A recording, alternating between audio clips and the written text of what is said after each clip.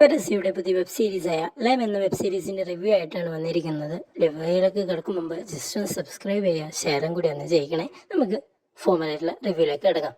ഇതിന്റെ ഡ്യൂറേഷൻ നോക്കുകയാണെങ്കിൽ 20 മിനിറ്റും 35 സെക്കൻഡ്സുമാണ്. അത്യാവശ്യം കുഴപ്പമില്ലാത്ത ദൈർഘ്യമുള്ള വെബ് സീരീസ് ആണ്.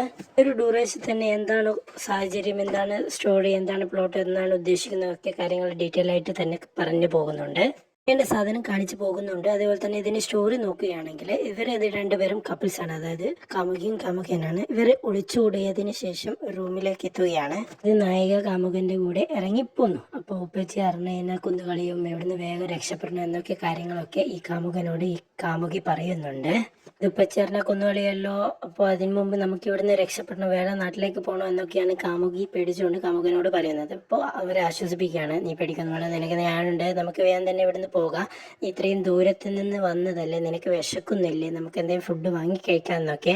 അപ്പോൾ കാമുകി പറയാണ് വേണ്ട എനിക്ക്, പക്ഷെ കാമുകന് വല്ലാത്തൊരു വിശപ്പാണ്, അതേത് വിശപ്പാണെന്ന് നിങ്ങൾ കണ്ട് തന്നെ എക്സ്പീരിയൻസ് വേണ്ടി ശ്രമിക്കുക. ഇങ്ങനെ എങ്ങനെയൊക്കെ കഴിച്ചു, ഏതൊക്കെ രീതിയിൽ കഴിച്ചു, എന്തെങ്കിലും ഒന്ന് ബാക്കി വെച്ചിന് വന്ന് എക്സ്പീരിയൻസ് ചെയ്ത് തന്നെ നിങ്ങൾ കമൻറ്റിലൂടെ അറിയിക്കുക. അതായത് കണ്ട് എക്സ്പീരിയൻസ് ചെയ്തുകൊണ്ട് തന്നെ കമൻസിലൂടെ അറിയിക്കുക. അതുപോലെ തന്നെ ഔട്ട്ഡോർ ഷൂട്ടിങ് കാര്യങ്ങളൊന്നുമില്ല, ഇൻഡോർ ഷൂട്ടാണ്, റൂമിൽ അടക്കേണ്ട കാര്യങ്ങളൊക്കെയാണ്.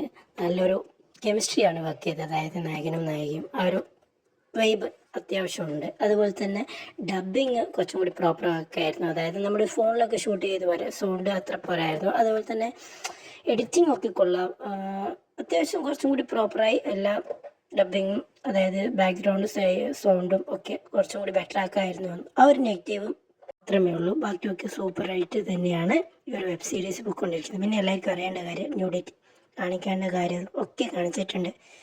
എങ്ങനെയൊക്കെ ഈ ഇത്ര നേരം യൂസ് ചെയ്യാൻ പറ്റുമോ അതൊക്കെ യൂസ് ചെയ്തിട്ടുണ്ട്.